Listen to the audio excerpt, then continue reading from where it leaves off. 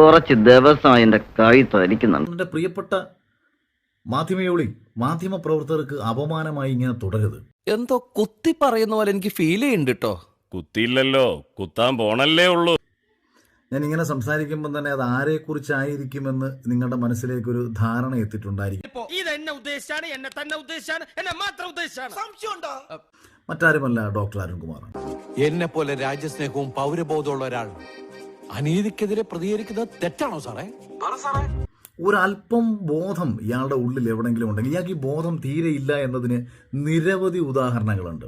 കാര്യമത് സത്യമാണെങ്കിലും എനിക്ക് അംഗീകരിച്ചു കൊടുക്കാൻ പറ്റുമോ രീതിയിൽ പിന്നെ ഇയാളുടെ വാർത്താ അവതരണം എന്ത് വിട്ടിത്തരമാണ് ഇവൻ പറയുന്നത്? അല്പം ഓവറല്ലേന്ന് എനിക്കും തോന്നുന്നുണ്ടല്ലോ. വൈകാരികതയെ വിറ്റ് കാശാക്കുന്ന ഒരു വൃത്തികെട്ട മനുഷ്യൻ. പണിയെടുത്ത് തിന്നണമെന്നൊക്കെ ആഗ്രഹമുണ്ട് സാറേ, പക്ഷെ പറഞ്ഞു പറ്റിച്ച് തിന്നാലേ വായിന്നിറങ്ങുള്ളൂ. ഒന്നല്ല, നിരവധി തവണ ഈ കേരള നാടിനെയും നാട്ടുകാരെയും വിഡ്ഢിയാക്കിയ ഒരു മാധ്യമപ്രവർത്തനമാണ് താങ്കൾ. താങ്കളുടെ വാചാലതയും താങ്കളുടെ മറ്റേ അവതരണവും പരിപാടിയൊക്കെ വെച്ച് ചാനലിന് റേറ്റിംഗ് കിട്ടും.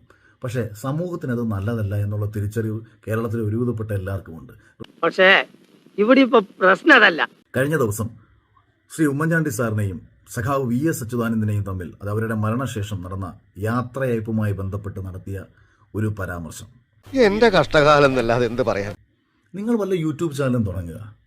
നിങ്ങളും ആ മൈത്രേയനെയൊക്കെ പോലുള്ള ആൾക്കാരുമായിട്ട് ചേർന്ന് ഈ നാടിനെ ഏത് രീതിയിൽ നശിപ്പിക്കാമോ അങ്ങനെ നിങ്ങൾ ഒരുമിച്ച് നിങ്ങളൊരു കോക്കസ് ഉണ്ടാക്കണം.